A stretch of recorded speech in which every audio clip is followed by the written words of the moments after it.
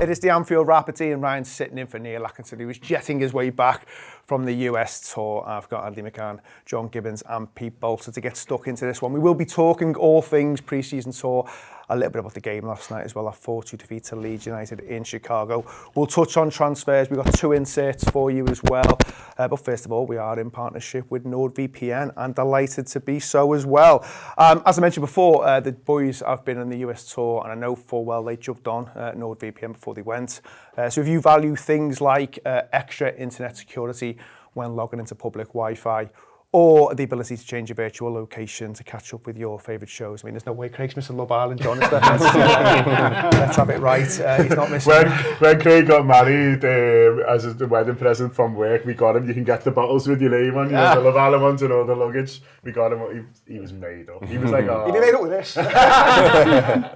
So, yeah, and I know yesterday, Rob Gutman banged out another gutter from Paris, and I think Lola was dialing in from Greece as well, and they both jumped on Nord as well. So yeah, absolutely Anfield Wrap is well on board with it. So it's nordvpn.com/tour. I know they've got 4 months free as part of a 2-year plan and a 30-day money back guarantee as well. So if that is to your liking, do check out NordVPN.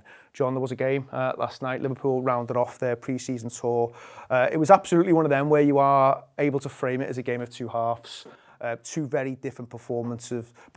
I think the first 45 was a lot of what you'd want to see. Yeah. Loads of energy, they were front foot, it was aggressive. And they looked in pretty good nick, I would say, on a pretty poor pitch. Yeah, they did. I thought, first half they were terrific, and it was almost like 2 games. They're playing Como twice in a couple of weeks, and it almost kind of felt like that, really. You were watching 2 different teams, but you're right, let's start with the positives. First half, I thought they were great. Bert and Isaac, first time we've seen them all pre-season, look really bright, linking up well with each other and the teammates and looking pretty sharp on like you say, on a tough pitch. They're training hard as well. They're not just going out there and playing these games and resting, between them. They're doing a lot of the time sessions even on the day of the training, and so it's great that especially for them too, who we know how talented they are, but there's been questions about the durability and things like that. In this case, readiness for the Premier League, and so them looking so bright, I think was the highlights for me. But I thought across the pitch, I don't want to steal all the names from the boys, but across the pitch there was, in that first half, there was really good performances, and then how they played as a team as well. Listen, it didn't gel completely because it's still a little bit thrown together, and there's still a few players who are back in the UK who will join them for the Monaco game at the weekend. But you're watching it thinking, yeah, there's a clear idea here of the manager, how the manager wants to play. You can see that they've bought into it, particularly off the ball, and on it. I thought we were stretching them really well, which I think it will be key to breaking down low blocks next season, and we had a threat. So it was all good. We were all smiles at half time, weren't we?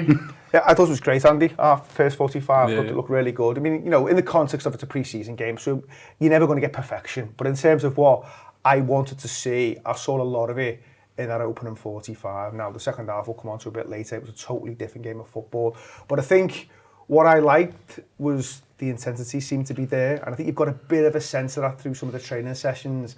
Notwithstanding, people have come out, like Sebastian said, we've got that intensity back. Now, that can sound a little bit moody, but you'd almost expected 1 or 2 to start coming out and saying that after the previous manager had left. That tends to be the case when a new fellow comes through the door.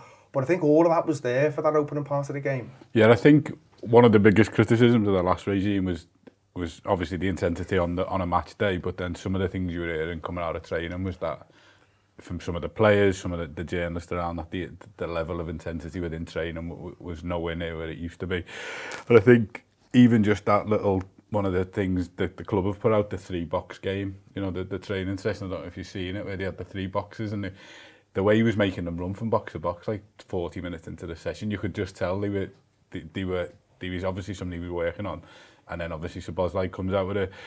But I liked everything I seen. I think on the ball was good last night, but the first half off the ball for me was like proper, you know, it was almost a 4-4-2 at times, pressing. You had, at one point you saw Areola kind of getting Isak to come to the right. I just didn't remember that, you know, when he was like pressing and you could see Isak was like, where do you want me to be? And he was almost guiding him, and Vierta took a higher left position, and then you've obviously got...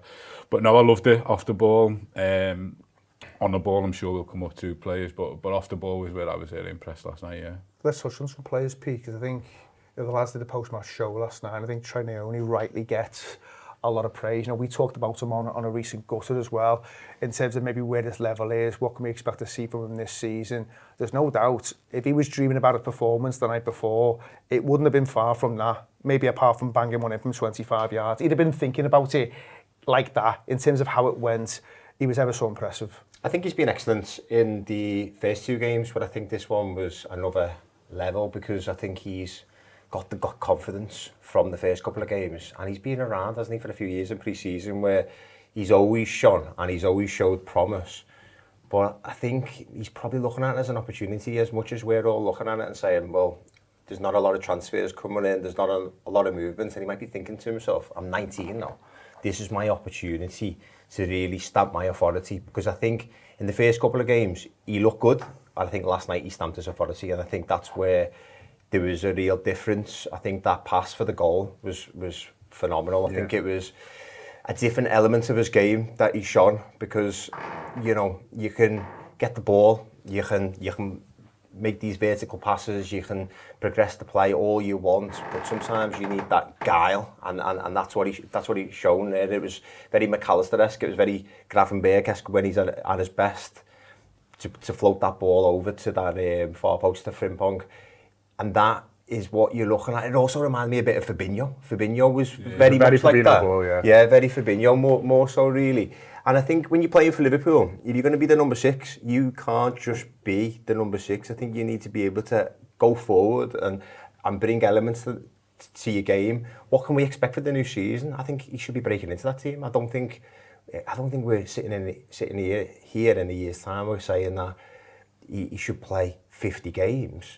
I also don't think he should be playing 5 here on the post-match, that maybe he should be playing like 5 games this season. I think he's got the ability to break into that side. Having said that as well, I do think Liverpool do still need to go in the transfer market, because he is still only a young lad, and you know, you'd have to approach these things with caution. If Declan Rice was playing against him and it was a midfield battle, or a Jeremy Doku where he has to cover in that right-hand channel, playing at Manchester City away, you know, he's trying to help out his right back. Do we want him, that young lad, to be exposed against these proper prime athletes? I think that's probably a little bit too much as well. But from everything I've seen, it's all positive, and he looks like someone that you can see in a Liverpool shirt in the next 4 or 5 years. I think Craig says on the post-match show, I don't know if you were on the tour with him, that he come away most excited about Traoré 2 years ago. Yeah. He came back buzzing, but the reality was he was never ready. This feels different. This feels like we're buzzing about him,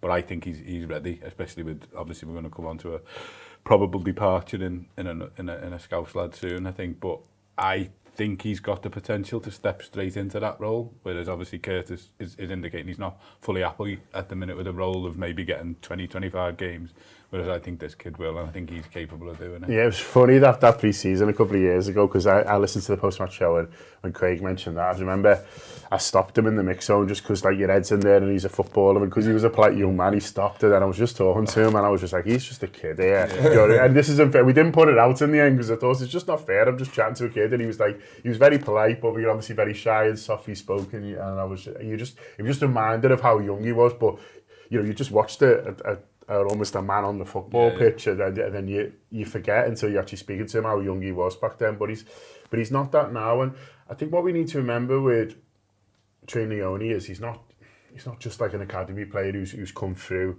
and you know, we think, oh, we're excited about him, hopefully we give him a go. Like for him and Ingamoa, they were bought to play for the first team. You know, so it was a tactic from Liverpool at academy level to buy the best players in the country, and they got Ingamoa and they got Nioni in the same time frame, and so he'd come in. Everyone would have been after him. Obviously, you know, where he was, they wanted to keep him, but everyone would have had him. But Liverpool got him, and I'm not going to talk about like promises that have been made or anything like that. I just mean that what they would have paid for him, because it was a few £100,000, wasn't it, for the young lad. What they'd have paid for him, the plan that they would have put him on would be to play first team football about now. So for me, he's just that schedule. This is just sort of how it should have been, for him. And I think it's different when you're talking about, oh, this young lad's done quite well on tour, but maybe he could do with a loan. Like,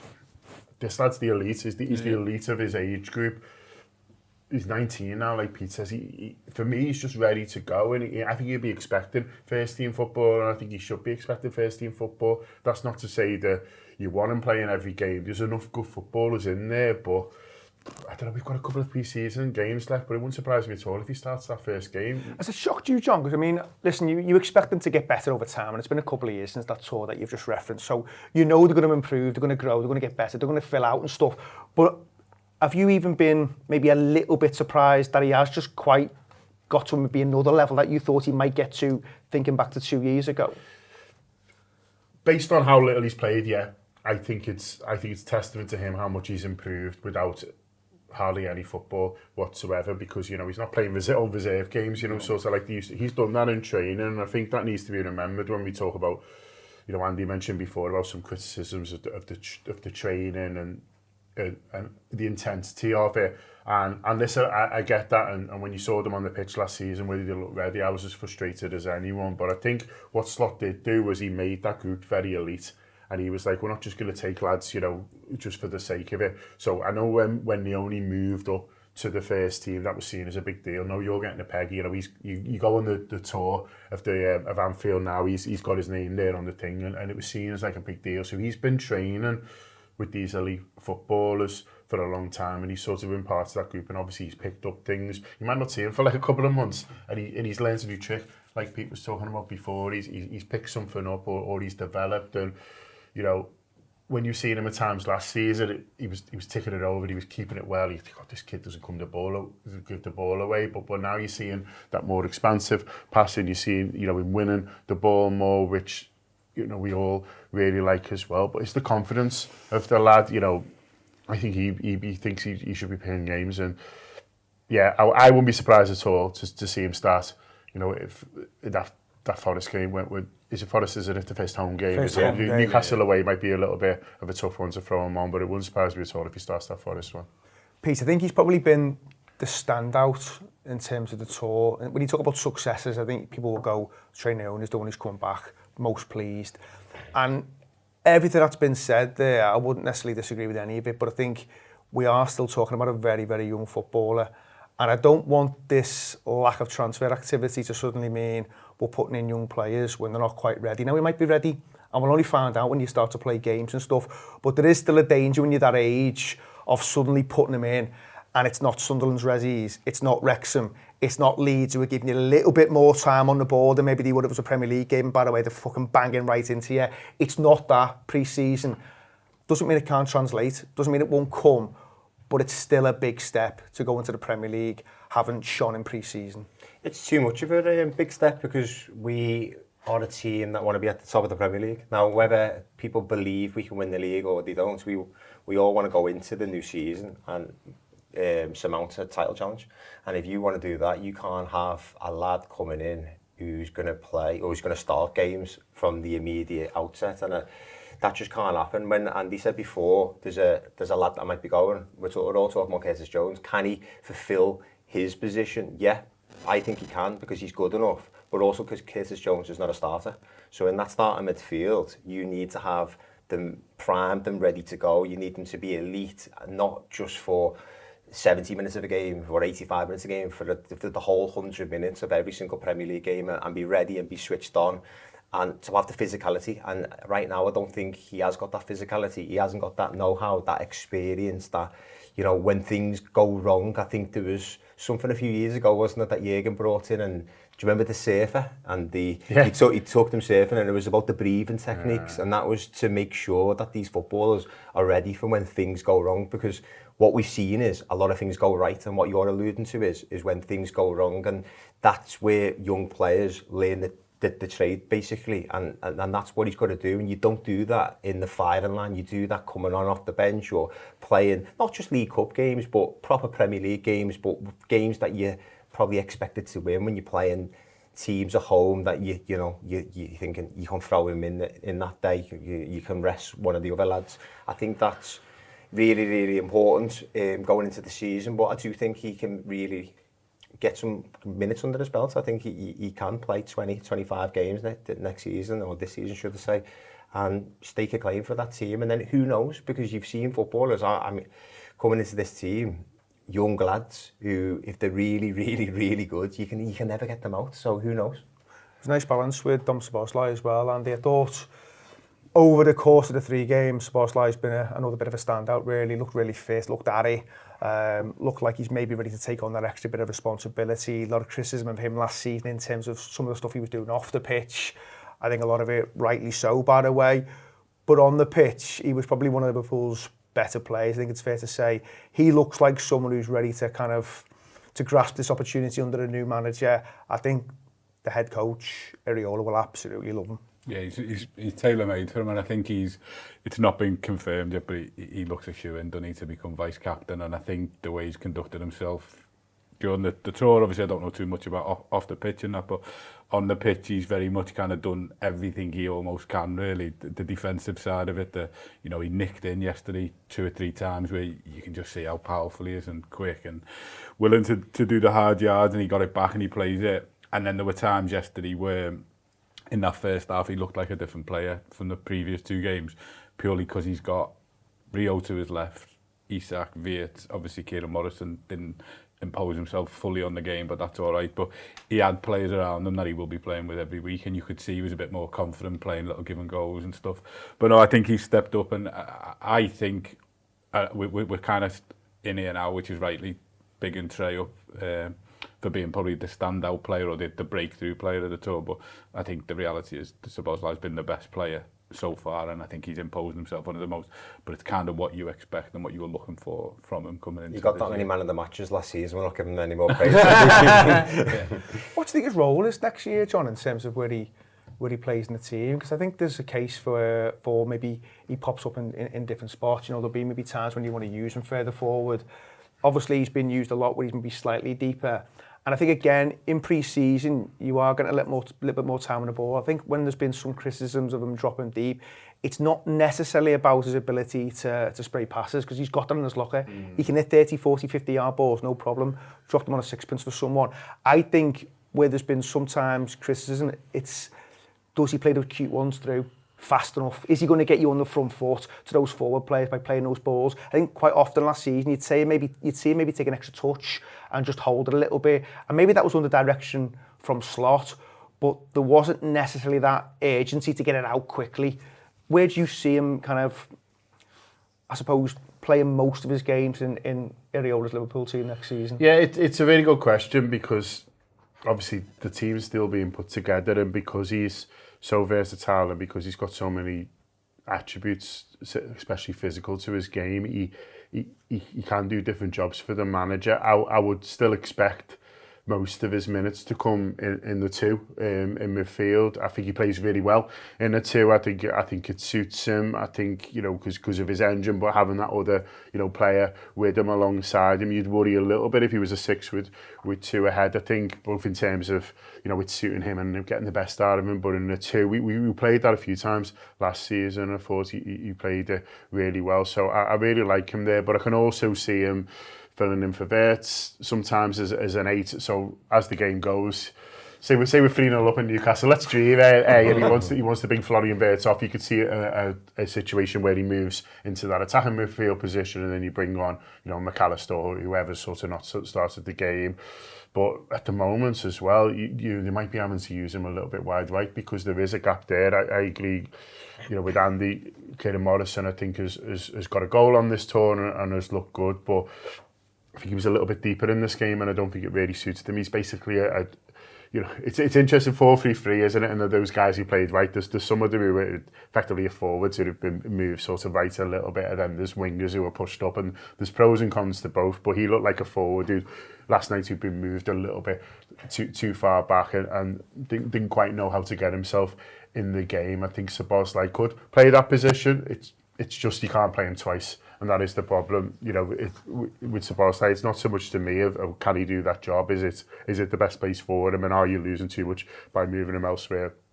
I don't think we'll see much of the right back stuff, you know, at all. But I think it's those three positions for me. It's the deeper two in midfield, and that's where I think we'll see him most. And I think that's probably his best position. If you say to me now we've played 90% of next season, and that, I'll be really happy, because that'll suggest to me that A, we've bought a right winger, and B, other things have gone well. Because I think if your team's working, your squad's working as it should be, I think that's where he should be. Easy converts. I'll kind of group them, Pete, because I think they were acting as a bit of a double act last night. I thought it was really impressive, really impressive. I think, you know, given it was only their kind of first 45, they were never going to play more than a first half. I think the manager was pretty clear on that. But there was loads of signs there that there was a connection. They both looked sharp, and obviously Wirtz gets his goal as well. It's well taken. Yeah, dead interesting. I think if you're not a Liverpool fan and you're just looking at it purely as like a case study, I think that's the most fascinating part, because it didn't work last season. Because one, Isak was missing for a lot of it, and for a multitude of other reasons that Florian Wirtz didn't hit the ground running and hasn't had the best Liverpool career so far. But if you're looking from the outside in, you're looking at Iraola and you're thinking, you have to, as the new manager, get these two players working. They cost way too much money. They've got too much talent. You have to get them working. So the fact that Florian Wirtz is already playing centrally, because people are saying, oh, he might go on the left, or he might be part of a front three. Playing centrally, he's linking up with Wirtz, and he very much sees them as the two, like as two attackers. When we look at attackers over the years, you're always thinking about a front three, and they married up perfectly. And there was some lovely little play. You can't go over the top, because, you know, it was only 45 minutes. Isak wasn't always on the ball, but when he was fit and sharp. He looked like the real deal.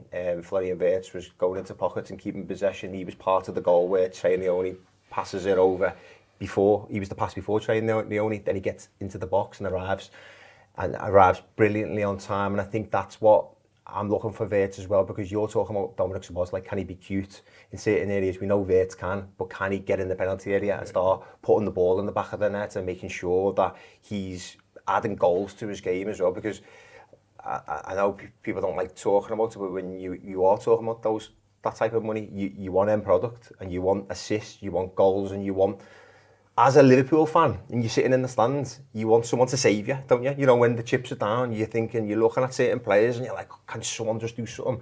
And hopefully Florian Wirtz has done that last night, pre-season aside. If he continues to do that, I think it'll give him the confidence, because he lacked it last season. And before he come to Liverpool, I don't think anyone said he was a confidence player. But because of what happened and a bit of a poor start and criticism from the media, the English media and the German media at various points, I think these goals early on are so important to how good a season can be. I think in terms of Isak, Andy, it's easy to forget just what kind of footballer and how good he is. Because it's been so long now, hasn't he? You know, he's had the broken leg and stuff. I thought there was signs of the World Cup, but he looked sharp. There was little games or little moments in games where you think, yeah, there's a fucking player in there, and he's on his way back. I think if Liverpool are to have any kind of success this season, just keeping him fit and firing, ticking over, taking him out at the right times, playing him for the right amount of time, you know, not flogging him too much, easing him in certain games. If they can get him right, then sometimes just having a top centre forward, a brilliant number 9, it can cover a multitude of sins. If you've got a lad up top who can just bang in goals and he's hitting 25, 30, and I think at his best, this footballer can absolutely achieve that.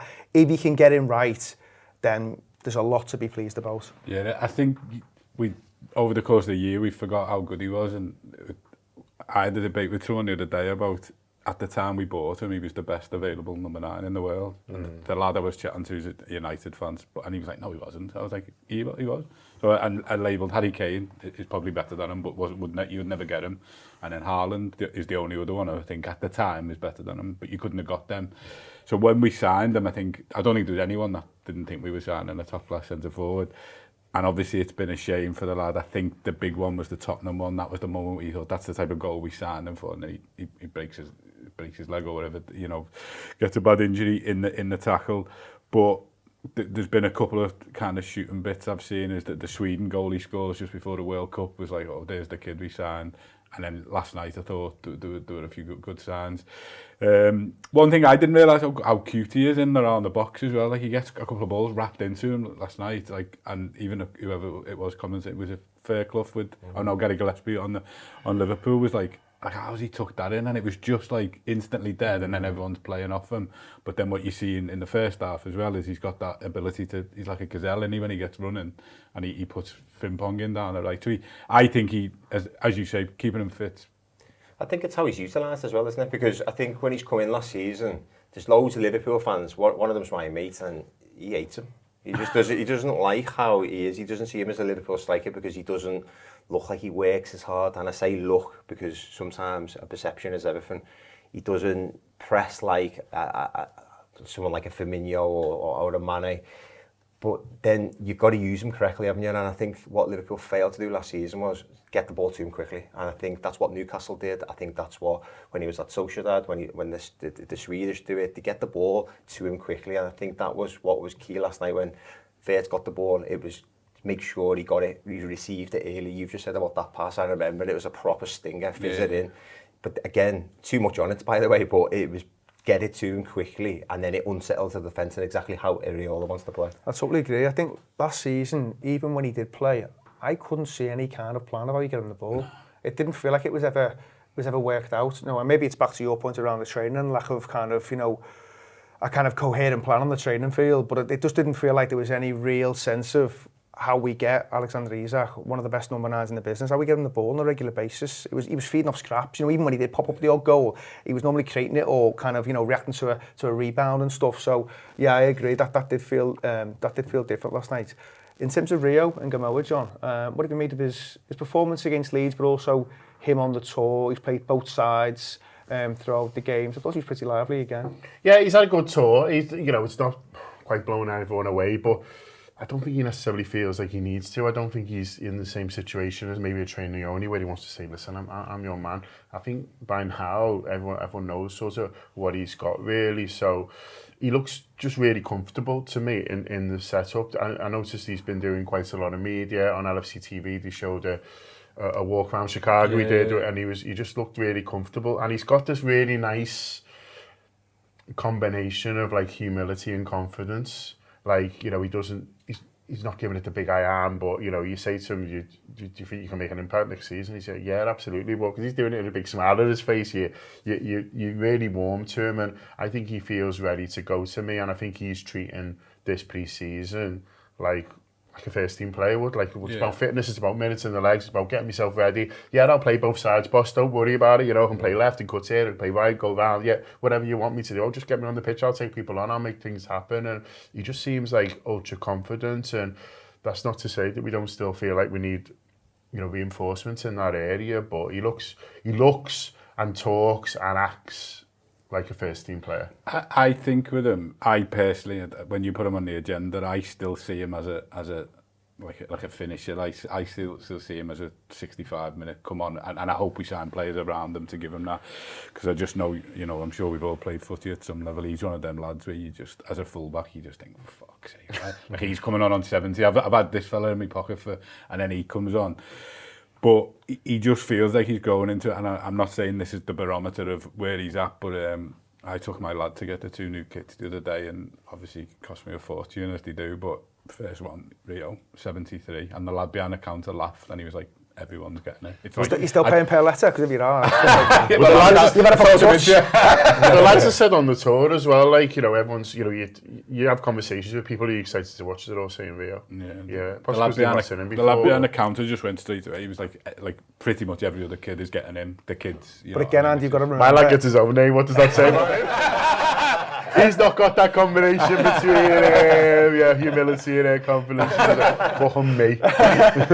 No, Andy, in terms of in terms of him, we're not too dissimilar to Train. We know he's a little bit ahead in his journey compared to Train only, but he doesn't turn 18 until he plays Nottingham Forest, so he's still a kid. So I saw Neil having some back and forth on the internet before around how many appearances someone like Trey should get across the course of the season. Premier League, Champions League, Neil's England's colours to the mast, 15. I think it'll end up being more than that. Trey or Rio is this? Rio, sorry, Rio. yeah, 15. And people will come back and say, well, listen, he signed a new deal. You know, he's not going to be happy with 15. But I understand the points in terms of you don't want to flog them. We've all seen footballers who are of a certain age who, by the time they get to their early 20s, maybe the best days are behind them because they've just played too much football. Or you can already start to see signs where they've picked up 1 or 2 injuries. So Liverpool, whilst being excited about him, they've got to be careful with him as well. You can't just play him because you haven't signed anyone else. No, and that's exactly where I am. I know we're going to go on to transfers a bit later. I still think they need 2 forwards, and if that's Gakpo going out, I think that would be then 3. So I think they need 2 from now, and that is to protect Rio as much as anything, as in he isn't a starter every week, but he comes on that 65-70 game state situation. If you're 2-0 up, you bring him on a bit later, or if you need a goal and you need to change a game. But no, I'm kind of in that. If that's 15 starts across the season, I'm kind of in that range, 15 to 20 starts, and then loads of sub appearances. I'd be more than happy with that, as long as we've got. I think that was the frustration for me last year, was the number of games where he wouldn't even come on, or he'd come on like on 88, and you're like, well, what's he going to do? So, for me, it's all about like, well, he should be in every match squad. I think, he should be in every match squad, and if you need to give someone a rest or you need to make something happen, then if he's not started, then look for him. Any other standouts for you? Young centre-half, Nakunyi is it? Nakunyi has looked really good. It's a bit of a shame that obviously we can't use him. There was some interesting quotes from his agents. I don't know if people saw. You've got to be careful with quotes online nowadays, haven't you? Right, but they seem to be legit because there was nothing mad in there. But his agent was saying basically he's come as a first team player, and we've signed him as a first team player, and the plan was never for him to play under 21s or whatever. So he said they've signed him to play first team, and he said they're relaxed about the loan because the idea was always, we'll get to December, January, we'll have a look. If he's not getting enough games, then he'll go out on loan, or if he is, then he'll stay. And they were like, yeah, we'll see how it goes. So in his head, his agent said, he seemed like a decent fella. He was like, well, that decision's just been brought forward. He might have been going on anyway. Now he's definitely going. So there's pros and cons. He'll get games. But it was just interesting hearing that when he said, okay, well, maybe that's why they weren't looking necessarily for the centre-half. Now, I think he would have been behind Jack, and I think he would have been behind Leone, albeit we've not seen Leone net this season. But when you think about, them 3 with Virgil and Gomez, you can kind of see, having watched them, while maybe they were like, okay, well, we'll go with this, and there's opportunities for these young lads, and one of them will develop and throw his, stand up and be ready. But the problem now, obviously, is they're going to be left a little bit short because he's having to go out on loan. But he's looked great. He's looked really talented, really good on the ball, really composed, and a little shout out to Chambers as well, who's obviously a little bit older, but gets his goal last night, doesn't he? But generally across the tour, he's looked like he's going to have a good football career somewhere, probably not for Liverpool, but he might, stick around in the meantime and play some games next year. I think he'll eventually, go on. But if you were a Championship team, you'd be looking at him, wouldn't you? The only thing with Chambers, I'm thinking is what does Areola want from his fullbacks, and obviously we're starting to get a bit of a picture of that. I think last night, first half, gives a bit. But because if I was in my head, I'd be burnt out if Tsimikas was ahead of me after the way, the loans. But I just wonder whether Tsimikas might stay ahead of him because he can give you a bit more going forward, whereas Chambers is more solid. He's obviously had a career at left back and done okay in his loans, and then has proven he can hold the fort at left centre half. So I'm thinking, I'd rather have him as an option than Tsimikas, but I just don't know whether he can fulfil exactly what he wants, what the new manager wants in this style. I think in part 3 we'll get on to the defence in a little bit more detail, because I do want to talk about the fact that John's mentioned the 2 young lads there.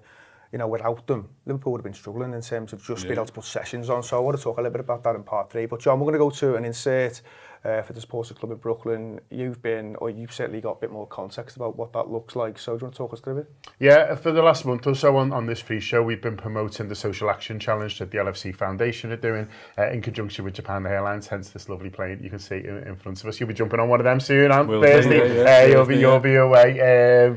But I've been talking about it and about how you can get involved, how you can find out more, but we wanted to show some of the supporters clubs who are out there already doing this sort of thing and have been getting involved over the last few years, just to give you some ideas. So you might have been listening to me bang on every week and going, oh yeah, but what can I do in my community? So this is a bit of a taster for what a fantastic, incredible supporters club are doing out in Brooklyn. Well, they're doing it sort of all year round, but this will be part of their social action challenge. So hopefully this gives you a little bit of a taster, and fair play, by the way, to the boys out there on tour who've managed to squeeze this in as part of their schedule as well. Here it is now.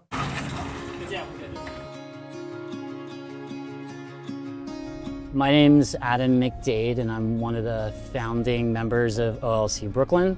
We are moving from the first location of a move that we did for Ruth's Refuge, which is this wonderful organization in New York that helps out immigrant and migrant families to secure apartments and furniture. We just moved in this fine gentleman, this guy named Franklin. He was super happy. It was a little hard. It was a 3-story walk up.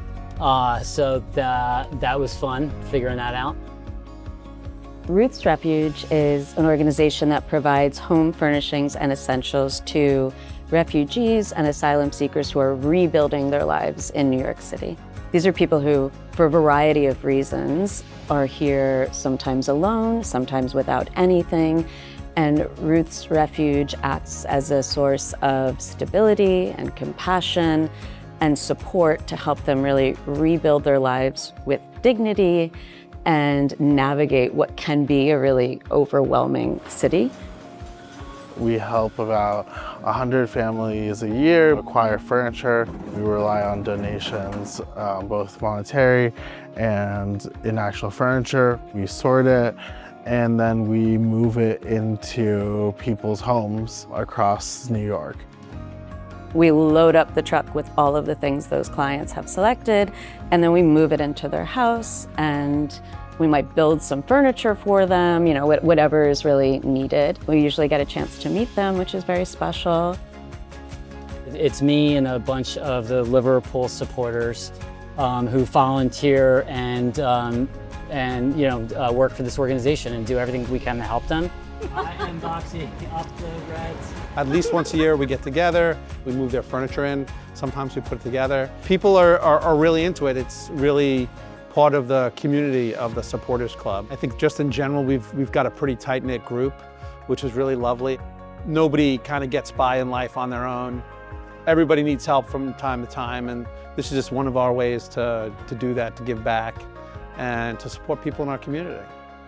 This is just like one thing that we like to do as a club to practice the idea of you'll never walk alone and help out folks that need some help in this life.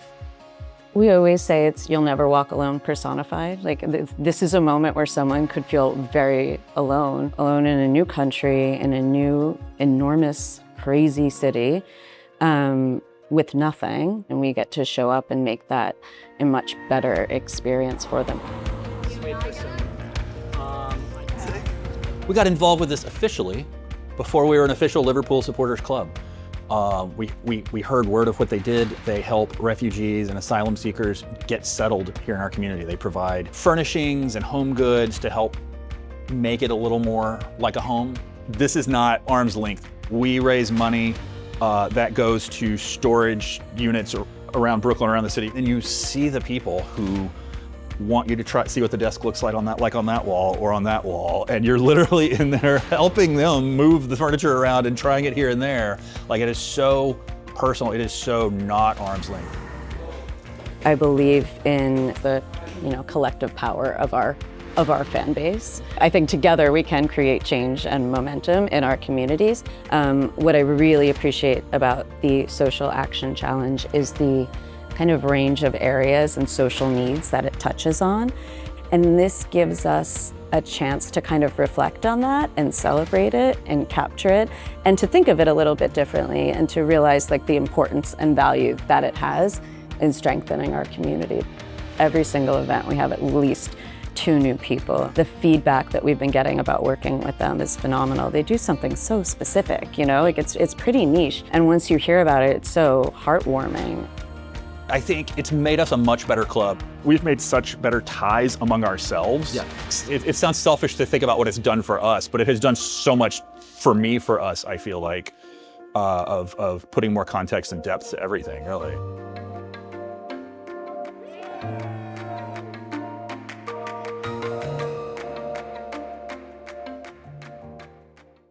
It is John Gibbons from the Anfield Wrap. Just a few quick words on the LFC Foundation Social Action Challenge supported by Japan Airlines, which you can sign up to now, and it is all about taking part in meaningful challenges to have a positive influence in your community. Now, you can do that with supporters clubs, you can do it with a group of friends, or even this year for the first time, on your own. It's running from the 1st of July to the 31st of October, and you can sign up at any time during that period. And there's fantastic prizes to be won, including signed merchandise and Japan Airlines lounge tickets, as well as the feeling of doing good in your local community. So over the next few months, we're going to be telling stories here on the Anfield Wrap about what other groups are doing and to try and give you a little bit of inspiration. But for more, go to liverpoolfc.com/foundation/social-action-challenge. I know that's a bit of a mouthful, so we'll put that all in the show blurb as well. So get over there, have a little look, get inspired, and make some difference in your community.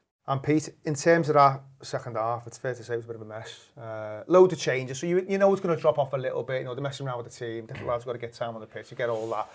But whatever they tried, it just didn't work, and it did end up in a bit of a mess for Liverpool. Yeah, same old story, wasn't it, from last season? I think that's where you have to caveat it by saying, you know, people are going to say, well, it's a pre-season game and you took a wealth of talent off and, you know, you didn't have that attacking threat going forward and all that. But, I mean, to concede 2 throw-ins, to concede, I think it was the 3rd goal when Ryan Gravenberch and Curtis Jones are both tracking back, then are both ball watching in the penalty area, both don't react, and you're just like, seriously, is this what it is? And I think, when I say the same old story, when Liverpool were good last season, they done all right, and they won football matches at times, and they scored some decent goals.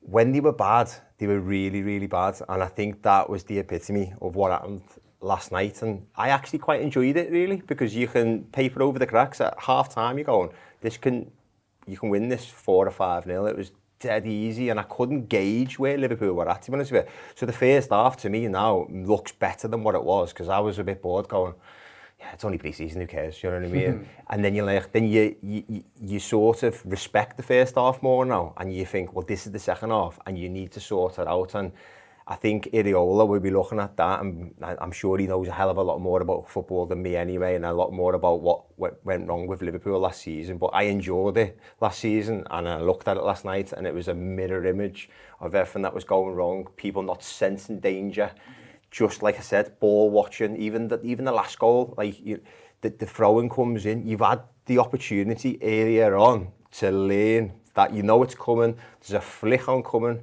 They're not even trying to score initially. They're just trying to hit that front post. The centre-half, I can't remember his name, he's positionally wrong, he's underneath it. They flicker on, and again, on the back post, it's like, oh, there's Dominic Calvert-Lewin. It's like a surprise, like he leaps like a salmon. But like no one's goal side of him, no one's give themselves an opportunity to even nudge him. They're not even close enough to nudge him. There is nothing, and it's like, oh no, and they just look very vulnerable and feeling sorry for themselves. There was a moment, and that's why I've included Ryan Gravenberch, because I don't want to just keep criticising Curtis Jones. There was a moment in Curtis Jones when he tried to hit it with his left foot, and it was like, oh my God, there's someone there. And the camera went on him, but went off him pretty quickly. And he looked like he wanted the world to eat him up, because it was embarrassing, and it was embarrassing. That was the 3rd goal, wasn't it? Yeah, it was the third goal. It was an embarrassing display, and everything that was wrong with Liverpool last season was wrong in that second half. It's a reminder, Andy, that when you suddenly stick in a very decent, and he's a decent centre forward, Calvert-Lewin, when he's been keeping fit, it can change things. You know, you talked before about what someone the level of Isak could potentially give Liverpool next season if he can keep him fit and firing.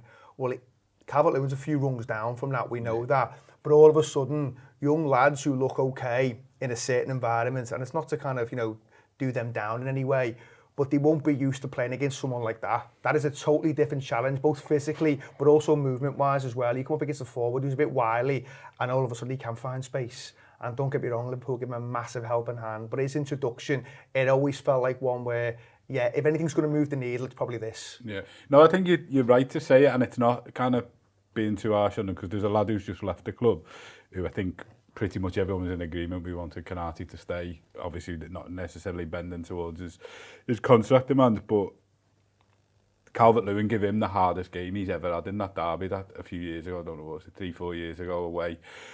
And he was a top-class centre-half, or certainly could perform at that level, and he just ragged them for 90 minutes, didn't he, Calvert-Lewin? So we know he's got it in him.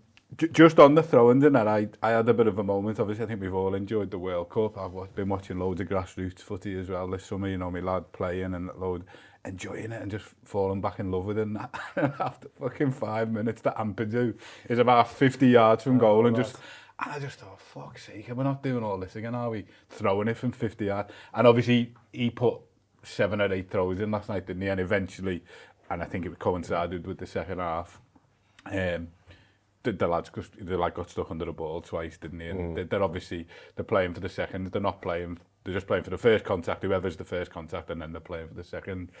But unfortunately for me, and you know, my kind of love of the purer game, slightly, it's not going away. So we're gonna have to fix it. But it will go away if we combat it. No, I mean the style. Yeah, but that's what I'm saying. So it'll take a few years, but it's like teams like us and fans like us, we can't just moan every week. We have to go and sort it out.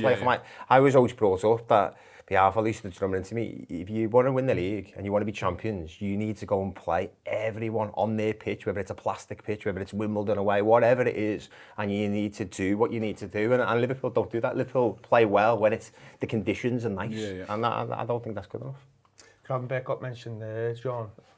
I mean, he's probably got some mitigation that it's his first 45 back. Now you can say, well, it was the first one for Isaac and Vert, and they looked a little bit sharper. But listen, if you want to give him a bit of leeway and say it's a much changed team second half, and it is his first game back, then maybe you can park that. Although I would have expected maybe a little bit more.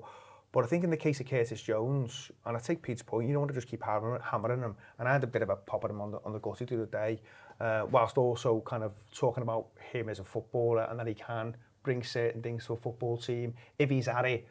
But he's nowhere near at it. No. I don't want to have anyone tell me any difference either. Now, you can like Curtis Jones, but if you're going round demanding the captaincy, which he was, I think it was fair to say what that was all about. It's pretty obvious. He thought he should have got it, yeah. But he's worrying about that. But he's not worrying about where opposition players are. And I know it's a pre-season tour, but this stuff matters. If you're trying to impress someone, and maybe he's not, maybe he's made his mind, but he's not trying to impress the new fella. But I think he should be. That should be the attitude. I want to impress Iraola because he's come in and he's going to be in charge of the Liverpool team. I might not get a move. So I've got to look like a marry and I give a shit and I want to be there. And I didn't get a sense of that at all from Curtis Jones last night. No, I think it's quite clear he wants out, and you know, it's been a long time sort of getting to this point, and you know, it's hard because you live in completely different worlds from these people. So you're like, well, I'm a Liverpool fan, I'd do this and I'd do that, but you know, he's had just a completely different, you know, existence, life to all of us really, and I think he's just got to the point where he's fed up, and you know, I'm seeing on the pitch arguing over it, you know, an armband, and I'm thinking it's not about the armband. It's you know, that's one of them arguments where you're arguing about something else, and the armband's just the catalyst, really. He obviously feels that he's got to a point at Liverpool where he's never going to be seen as a first team player, and he just wants to go. And listen, that happens. It happens a lot of other clubs. It's happening sort of a little bit to Barcola at the moment. Barcola's just saying, like, listen, I'm you know, it doesn't matter how well I play or whatever. I don't think I'm going to get in your best team, so I think I'm better going away. It's happened a lot. I remember, I've referenced this a couple of times on shows, but I remember Didi Hamann when he moved from Bayern Munich to Newcastle, and everyone, his teammates were like, why are you doing that? And he was like, I'm always going to be a kid here, no matter how much I develop and how much you know, get on the pitch. I'm always seeing it. I'm the kid from the academy.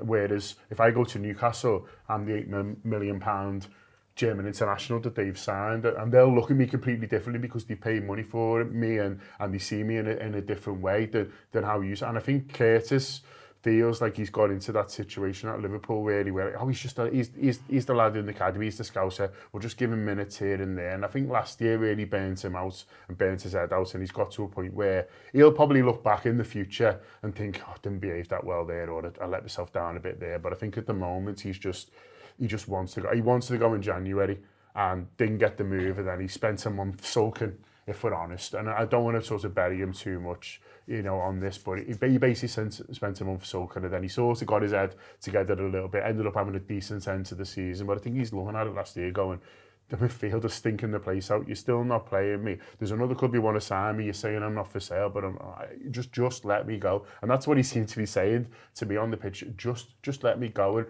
where there was a thing came out a couple of weeks ago, it got sort of put out there through the press. It felt that, if they don't get the money, then they feel like they can rely on Curtis Jones's professionalism. And I'm looking at it going, I'm not sure. All the best. I think maybe in the past, and I'm not saying this isn't me saying the Curtis Jones isn't professional, hasn't been professional. I just think right now the situation is that he's just wants to go. He's just like, just let me leave. There's this other football club. They're willing to pay me, the salary that I feel like I deserve, the salary that, by the way, you're happy to give to Sebastian, you're happy to give Gravenberg, you're happy to put them other midfielders on this big money, but not me. What does that say? That says that you don't see me in that company. Fine, they do. Let me go there. And it's like, oh, well, no. And so I think that the situation he's got into now, he just needs to leave. It just needs to happen. And listen, it's hard, isn't it, with football clubs and things like that, because I might say €5 million is not, and apparently they're willing to pay 35, we want 40, and you think, oh, just fucking sell them, just do it. But €5 million, you've got your Spirit of Shankly top on. We were arguing over £2 million last year in terms of ticket prices and things like that. So it is all sorts of linked. So I get that you can't have it both ways. You can't just go. And they're also saying, by the way, if we just give in to Inter now, then what does someone do next month? And so there's the knock-on effect. So they want to be seen as someone who drives a hard bargain because they think it'll help them. I get that. But he can't be a Liverpool player on 1st of September. He just fucking can't. My biggest fear with John spoke brilliantly about if from Curtis's perspective and his head being burnt out. I think his biggest problem now is he's burnt everyone else's heads out. The fans, I think if he tries that, he's a disgrace for that third goal, let's be honest. Last night would turn me, if I'm honest. I was still like, even I put something out on Twitter the other day, not defending him for the armband situation, but actually trying to see if from his point of view, does that show he really cares? Like he's willing to... Now I think that's a show, as if to say, these don't even respect me enough to give me the armband over someone who's been out on loan for a year. I think he's burnt everyone heads out, whether you like the way he addresses himself off the pitch. They live in a different world to us, so these weekends away in Milan, ironically, with his bird and the kid and the way they live and the Instagram pictures and all that, I get they live in a different world. A lot of people don't, though, and a lot of people don't like him because of that. I thought he interviewed brilliantly last year when he come out and he was like, it's not good enough, we need to do it. You fucking haven't done it, though, mate. And the third and fourth, I thought the fourth goal was worse last night because it's what you said before. Oh, sorry, Yuri. Calvert-Lewin's 6'4", and he stood on his own in the penalty area. And Curtis, you can forgive him for maybe not transitioning well in the opposition half. Sorry, in the opposition half. Maybe if he loses the ball and doesn't transition quick enough and gets caught out, you're fucking defending a corner, mate. There's only one thing on your mind. It's being nearest to the player next to you. The opposition player. It's bad that third goal though, mate. Do you want me to talk you through it again? I had it in my head before, but I personally I think you need to watch it again. I will. I'll watch it again. we need them a great art. You know what, though? I've actually, and I think last night was a different level, but I think where he's frustrated me at times, not necessarily been when he's been on the ball, and he can be what you'd say is a nice footballer to watch. Hold on to it a little bit too much. I think previous managers have all alluded to that. But I've seen him do it before when he switches off. Well, I don't think he's ever been that passionate about defending. I think he feels like, not it's beneath him, that would be harsh, but he enjoys the other stuff far more. Now, I know he did a stint at right back last season and did it to a decent standard, in fairness, all things considered. But I don't think he's ever been one, Andy, where he's really kind of grasped that understanding of the other side of the game, where you've got to dig in a little bit and you've got to really kind of, backs against the wall, you've got to kind of put your body in the way, you've got to get back in and tuck in for your mate. I've never really seen a lot of that. I've seen him, as I say, be a lovely footballer at times, and he's influenced games and nice touches here and there, and he's strung 3 or 4 games together and you've gone, yeah, all right. But I've never seen a footballer who's really warranted playing maybe more than he has. maybe last season aside, when McAllister's having a real bad time, you think, well, maybe Curtis could have done a little bit more, but Jones still gets loads of appearances. It almost feels now like it's one of them where, despite Liverpool's problems in the transfer market and not having enough bodies, and that's a concern of mine, and I spoke about that earlier in the week, you're thinking, well, you're letting one go, but fuck me, boys, we haven't got many to come in.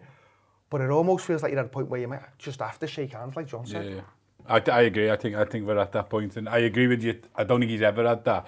I think just with the negativity surrounding him and the noises he's making, and the on the pitch after the game scenario the other day with Szoboszlai, I think last night just burnt my head out a bit more, because I'm kind of thinking, lad, if you're gonna argue and kick up a fuss because you're not getting what you want, at least do that. Yeah. At least even if you're then not doing the nice bits, because he is a lovely footballer, and do you know what, honestly, I just can't disagree more. You know, I first of all, I think his attitude probably isn't right. I don't think he's a lovely footballer. I really don't. But that's the thing. Listen, Curtis Jones has always divided opinion. So on the pitch, he's divided opinion. People either really like him as a footballer, which I really like him as a footballer, or other people are like, he chooses too much, and all the stuff that people don't. So he's always divided opinion on the pitch. He's divided opinion off the pitch as well. There's other people who don't like him for the reasons that Andy said before. There's the private jets and all that, sort of how he dresses. Or there's people I like him off the pitch as well. I've probably spent more time with him than your average sort of fan, because we've interviewed him a lot in the past, and I've had that, so I like him as a person. He just reminds me of the lads I went to school with. To be honest with you, that real, like, you probably had them in your school, like, and the private jet, in fairness. He's never invited me on one of them, but he's got that cockiness with the smile that I sort of like. Him reminds me of, like, as I say, like the lads I sort of grew up with, and things like that. So he's always divided opinion on the pitch. He's always divided it off it, and I'm quite happy to hear the opposite. I'm quite happy to say I like him as a footballer, I like him as a lad. But you said he's always had the ability to switch off. I don't think he's switching on at the moment. Well, that's the thing. I don't think he's switching on. Well, that's what my point is. I just think if you had the proper number 6 there last night, and listen, we know it's pre-season, but let's say it's the first game of the season, you had the proper number 6, it doesn't expose him. I think the reason why Liverpool have never trusted him in that midfield three is because he's not capable. So I think it's less of an attitude problem and more the fact that it's not as natural a game. When we talk about a lovely footballer, Shaqiri was a lovely footballer. But what is a lovely footballer? Someone who can finesse the ball and has a lovely touch. I think a lovely footballer, I mean, that's subjective, isn't it? It's someone who can play properly. Xabi Alonso's a lovely footballer, but someone who can trap a ball quickly and look like the good, to me, isn't a lovely footballer. And I think that's where I struggle with, because I think he's a specialist and nothing, and I think that's the problem. If Liverpool would have signed him for, I don't know, let's say 10, 12 million, they would have seen this as a Moneyball signing, and the sense of Luis Diaz, Moneyball signing, we've got to the end of the contract and now we need to move him on. Same as Endo, he's going to do a job. I think Curtis Jones, everyone says he's only in, well, a lot of people say he's only in this team because he's Scouse. Obviously, we all know that's not true. I think he's only in this team because it's a Moneyball signing. I think if Liverpool didn't see this as an opportunity, as a cheap option to have as your 4th and 5th midfielder, he wouldn't be at the club. I don't think he's ever been trusted. I don't think he's good enough to be in that Liverpool midfield three. And I think that's where he sees himself as a player who should be, and contracts around him are getting all dealt, and the captaincy and so on. And I think I can understand him, and I agree with him as well. I would also be upset, and I would also see the attraction of moving to Milan, because I commented recently about him walking into training and he had the shades on and he met Andoni Iraola and the staff. I just think he's walked in there because he knows that he's on his way out, and it's like, it sounds mad me talking about him wearing the sunglasses. Why didn't he take them off? It's respect. No, take them off when he kept them on, and it's because his ego's hit. And I feel sorry for him in a sense, but that's why John's right. You've got to just let him go now, because it's best for everyone, because we don't want him burning people's head out, because it's not fair on a new manager. It's not fair on a new manager. It's not fair on Curtis Jones as well, because he's been a good servant as well. He's been a brilliant service. And if I was Curtis Jones and I had this career, I'd be proud as well. So I think it shouldn't be brilliant or it shouldn't be terrible. He's been good for Liverpool, but it is time to go. I want to do transfers in part 5, but John, you spoke to Steve from State of Mind, I believe so. Yeah, Steve came in to see us a couple of weeks ago about a big club night he's putting on at the end of the month in Liverpool. So yeah, here's me talk to Steve. It is John Gibbons from the Anfield Wrap, and I'm joined in our studio by a mate of mine, Steve, who's here to talk about State of Mind. Steve, thanks for coming in to see us. Thanks, John. First of all, I appreciate it. Can you tell us a little bit about State of Mind, first of all, and how it came about? State of mind was an idea that I had in January this year. It came from some personal loss, personal traumas, that type of thing. I lost my sister 12 months ago. She'd suffered all her life with mental health issues. And she's finally at peace with them now. And it sort of came from that really, on top of a lot of other personal issues, personal traumas. I felt really in a bad place myself. Mother's Day this year. Didn't really know who to speak to, what to do. And it sort of came from there about my state of mind really. So is the aim of the events, and we're going to talk a little bit more about the event, is to encourage people to open up, to encourage people to speak to each other and just be a bit more conscious about what we're all going through? Yeah, I think obviously, John, we spoke in Portugal recently. What I've found recently, especially from being quite more open and speaking to people about my own issues and my own story about how this has all come about, is that a lot of people don't talk. They don't talk to anyone really. They just bottle it up. You ask them if they're okay. They say they're all right. Say they're fine. But what I've found is once I've actually opened up to people, they start telling me their stories. I can give you a couple of examples recently where I've been places and I've been explaining what I'm doing, why I'm doing it. I just get a story straight back. And people, when people do begin to open up, you can actually see out there that there is a lot of people who are probably struggling and they don't talk to anyone. So, I mean, I was talking to someone recently and I've just explained to him that he was having a really bad time. And I said to him, just open your phone up. Just look for one person in your phone who you feel safe to talk to. Message them and talk to them. You don't have to go to specific people. Just find that one person. That's probably the key message, really. Yeah, absolutely. So you want to get people together and you're going to do it, first of all, through a club night and event in Liverpool. So why is it you've decided to do that? Bit of a strange one, really. I was actually looking at putting a different project on together with a couple of other people.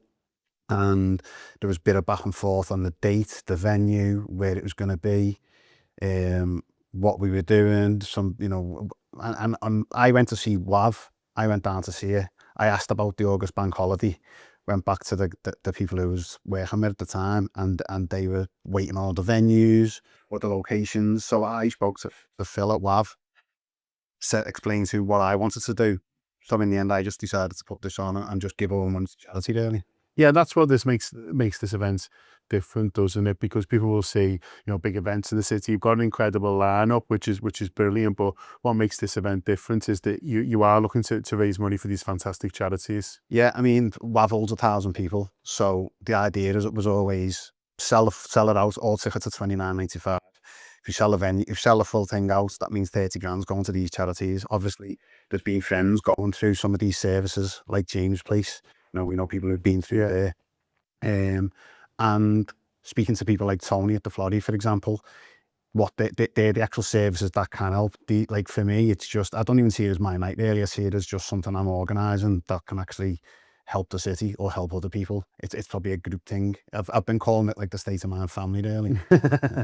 But there are so many of these organisations that are available to support people. This is another way as well, but of just alerting people what is out there, because it's a fundraiser, like you say, but the fact that people will come and maybe find out about what support's out there is another great thing as well. I mean, especially the services that these places offer. I think it's good to get that on the map.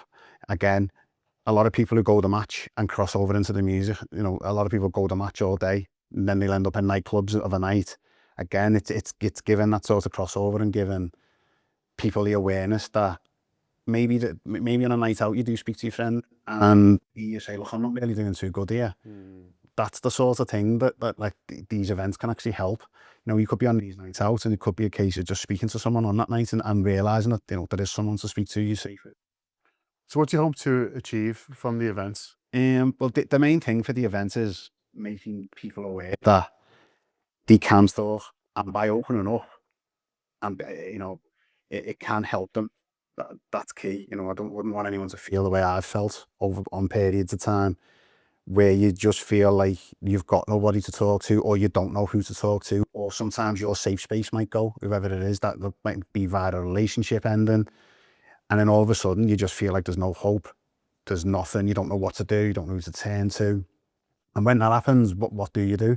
I mean, these services are there, or like I say, if you don't want to speak to one of these services, just look through your phone and find someone who you think, I don't mind actually speaking to them. That could make all the difference. So tell us all about the events, when it is, where it is, and how people get tickets. So the event is in Wav Garden and Wav Tunnels. It's the 30th of August. It's the last bank holiday of the year. So everyone gets bank holiday Monday to sort of recover. Tickets are on Skiddle. You can get them direct on stateofmindevents.co.uk, which is our website. If you're struggling, just find us on Instagram and DM me and I'll send you the link. Yeah, and we'll put the link in the bio as well so people can buy tickets and find out more. But it's an incredible lineup. We haven't got time to run through all the DJs who are supporting Stay on this, who are giving up their time and are really looking forward to it, I'm sure. But there's so many people who are supporting you, and I think that just shows how important it is to a lot of people, and people are backing you. But like you say, it's almost like everyone's come together and said, no, it's a great thing that this is happening. It's a great thing. If we can get together and have a good time, brilliant. But if we can get together and support people to maybe open up a little bit more, either on the night or afterwards as well, then that'd be incredible too. Yeah, I mean, what I found, what's happening is I've got a small group of sponsors who've actually come forward and said, look, so that all the ticket money and all the profits can go to charity and to these charities, you know, we'll help where need be. So on the Instagram page, there's going to be a list of people and people who supported the event, you know, donated money to help make sure it gets off the ground. People are starting to reach out, The Guide, Liverpool Noise, BBC Radio Merseyside, yourselves, obviously. And what's become apparent is, especially when someone like me, I consider myself like a normal person, starts sharing their story, it just allows other people to go, look, that this is something that's out there at the moment and something that we probably do need to start discussing a bit more, especially in this city. Yeah, well, hopefully you can encourage people to open up, or hopefully listen, we'll all have a great night on the 30th as well. So get yourself over, do follow State of Mind socials. Tickets are available on Skiddle. We'll put the link in the bio as well. But best of luck with it all, and hopefully it's one and many more to come. Perfect, thank you. And the transfers then, there's less than 3 weeks to go. I've just listened to the gut on the way, and you're not going to try and do Ariola's accent, are you? Like, because that was the worst thing I've ever heard in my life on that. Subscribe to the Anfield Wrap. if you want to hear the worst Spanish accent you've ever heard in your life, it is. Yeah, theanfieldwrap.com/subscribe. Or download the app, use your tokens. Yeah, we're not allowed to, don't be worried about that. But it is less than 3 weeks to that Newcastle game now. Now, I mean, when you're talking about Newcastle, I mean, they're probably one move from asking what Jimmy Nail's up to, do you know what I mean? They're in fucking deep shit, let's be clear. No, they're in a real fucking sticky situation. But we aren't that far behind in terms of, you know, lack of transfer activity. It's been over 40 days since he did the Victor Munoz signing, which took me back a little bit, to be honest. I checked before, I thought, fucking, is that right? I checked and it was. And you would have thought, even with everything that's been going on, World Cups, all that they would have been a little bit more aggressive in front foot since then. But as I say, it's less than 21 days now till they kick off. What comes next, Andy? Talk us through it. Come on. Well, I done a wild cards the other day, and I'm adamant, or in my opinion, they need 5 from now. So they need 5 signings from where we are now.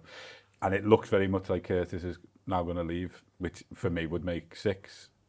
And the rumours are Gakpo, which would make, for me, need 7.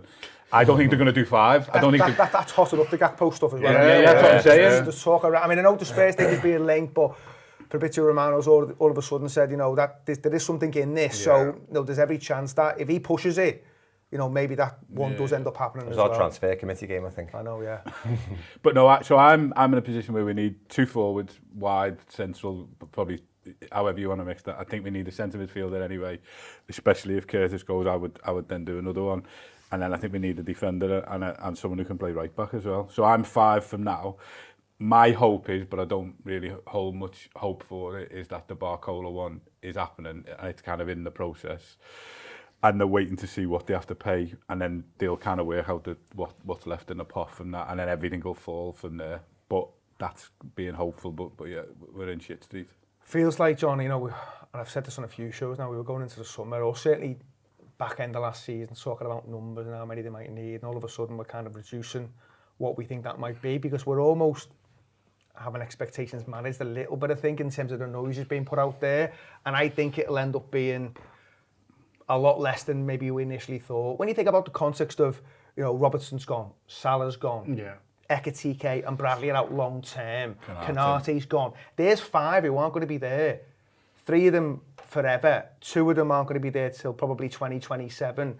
And we already needed players. Now, I know 1 or 2 have come back, like Tsimikas and Elliott, and, you know, Jacques signed, but he was already signed anyway, and he's not even fit. He can't play at the minute. So, but it feels like a lot of talk now is they'll get maybe 2 or 3 in, 3 or 4, that kind of thing. I'm just not sure that's going to give the manager enough in terms of tools to navigate what is going to be a really busy half of the season. And Neil's always big on this. When you start looking at when the League Cup games drop in and when the Champions League games drop in, there's very, very few free midweeks. Yeah. So you are going to be going every 3-4 days, especially after a first international break. And at the minute, the current incarnation of this Liverpool squad, it's nowhere near capable of being able to do that. And the manager said it, and he's been honest, and that's the one thing he's been consistent on since he come in. He's like, yeah, we've got some great players here, and I'm really excited, but we need more.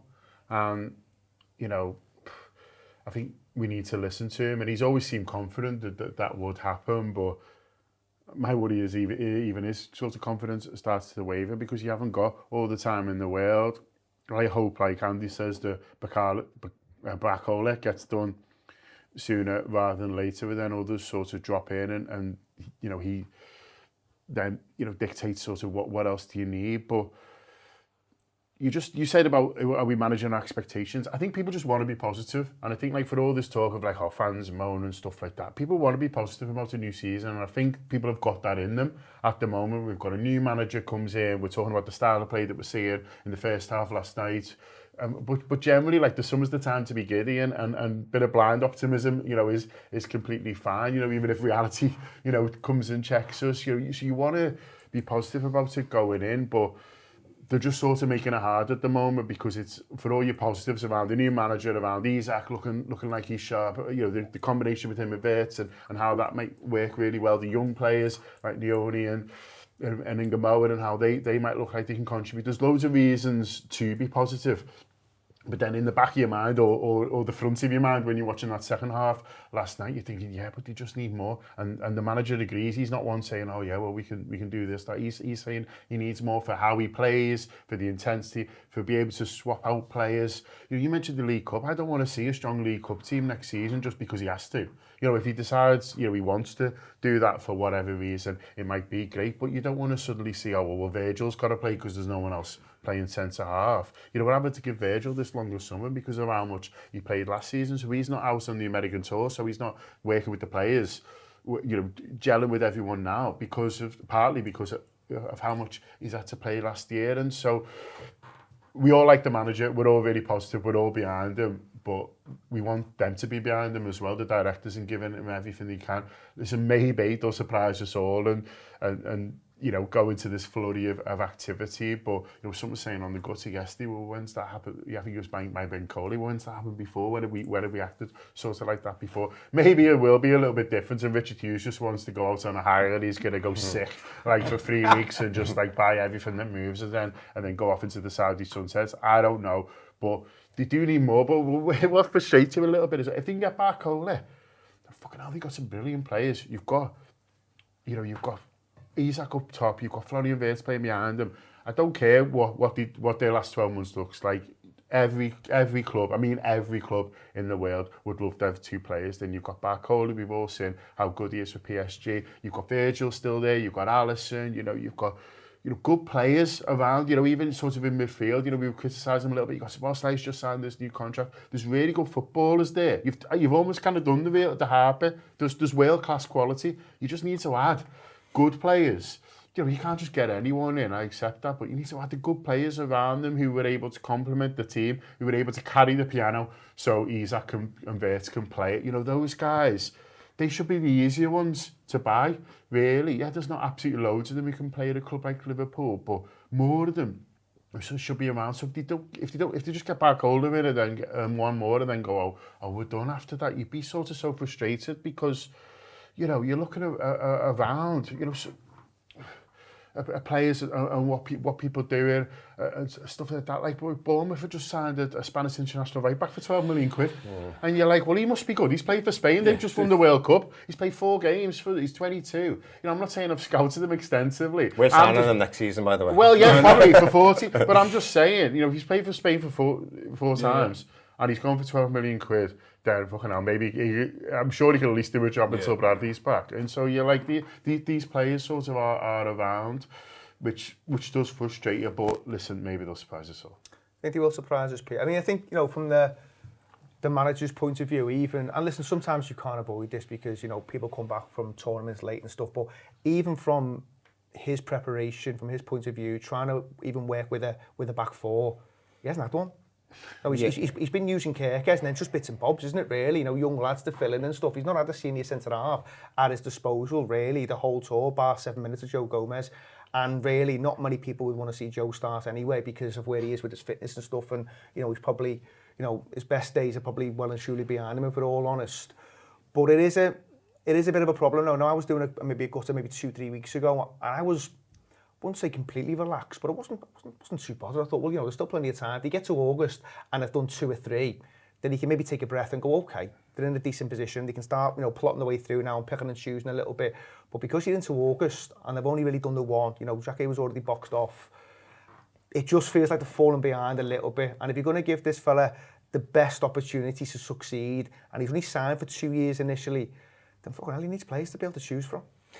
Yeah, definitely. I think it's concerning and it's not ideal, is it, when you think about the season starts? I think it's in 20 days and you play Newcastle away, which is, I know they've had a lot of change and now the manager's changed and it's not the most difficult game. It's not as difficult as you'd imagine a couple of seasons ago, but it's still going to be a tough game on a Sunday afternoon. So you're thinking to yourself, you want to get your lads in place, you want to make sure everyone's ready, but I don't think they see it that way. I still think they see it as the whole transfer window. I think they're going to be more calm.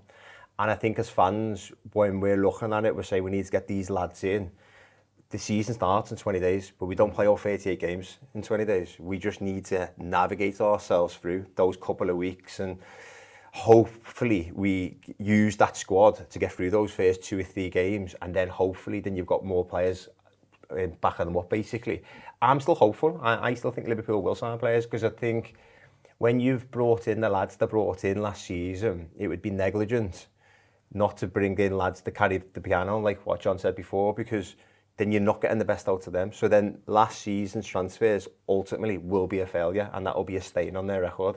So I think it's imperative that they will, but I also think they think that as well. So I'm genuinely less worried than most fans, because I think a couple will come in now. I think Barcola will come in, and I think he'll be absolutely fantastic. What John was saying before about Barcola, Isak, Wirtz, I know Ekitike's injured, but you've got these attacking talents where you're like, oh my God, if Szoboszlai now was on the market and we signed Szoboszlai, you'd be thinking, what a footballer to bring into our team. And we've got some mega superstars where Liverpool could surprise a few this season, and I take the numbers. I agree with you in principle, Andy, about how many players we need, but I don't think they see it that way. I think if you bring in a centre-half that can play right back, boxed. I think if you bring in a midfielder to replace Curtis Jones, but you've got Trey Leone in there, boxed. And I think Liverpool needs probably another forward, but if you get rid of Gakpo, then you probably sign another forward, and then that's boxed. And I think they see that as maybe the utilisation of the squad will be better, because without being moody about the previous regime, is that he didn't utilise the squad as much as he should have. He didn't use backup players as much as he should have. He didn't use youth players as much as he should have. I think this new manager will get everything out of what's in that current squad. I think they are seeing it like that. I think they'll think Iraola can come in and get more out of them. I think that's fair to say. I think that's one of the reasons they've looked at him and gone, yeah, we've seen what he's done at Bournemouth when he's lost a lot of players. You know, he's lost back fours and he's been able to compete. So I think that will be in their thinking. I think it can look very different when you start to get 1 or 2 big hits through the door. You know, John's pointed back, Ola rolls in, and fucking guess what? Everyone's excited, aren't they? The Anfield Wrap banging out all kinds of shows. You're speaking to every fucking cunt out there. Do you know what I mean? That will happen, won't it? I'll go to Paris. Box pop on the Get to John's jet. Sort that out for you. Still hasn't invited me. That'll all happen, and I think people will suddenly get. But I think where I'm, you know, playing devil's advocate a little bit, where you start getting slightly concerned, it feels like a lot of that is down to a lot of chips falling your way as well. You know, you're having to keep Isak fit. If you're not going to go and do another centre forward, then Isak's going to have to stay fit. Otherwise, your season could be off the rails if you've got no one who can put the ball in the back of the net. You know, some of these players who might come in late in the window, which I think is going to end up happening, I think they still will do business. But I bet you if you're the head coach, you'd have been thinking, well, I wouldn't have minded some time working with these boys. And they've got Monaco next week, so they're going to be preparing for the game. And then obviously there's a game the week after against Como. It's behind closed doors, football as well happening. It's just all getting a little bit close. And I think you want to start the season well. You want to build on the feel-good factor, the stuff John talked about before, where you go in with a bit of spring in your step, you're giddy because it's a new season, it's a new fella in charge, new style of play, loads of energy, all that. I think you can enhance that by just giving them the right tools, and Liverpool just feel like they are still some way short of having not only a balanced squad, but a balanced team as well. You know, some of the stuff that'll go on behind those forwards, if they go and box up Arcola, what's going on behind them concerns me a little bit. Is the balance right? You know, what's going on with the centre-halves? Who's going to be starting against Newcastle?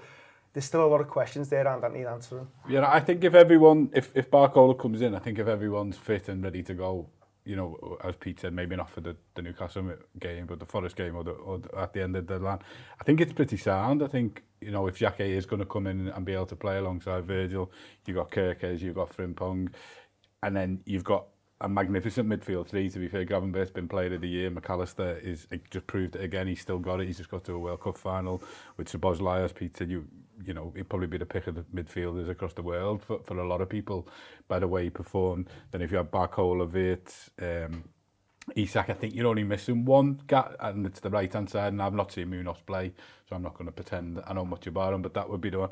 For me, it's just the boring signings that I think we need. Like I might need to go and have a look.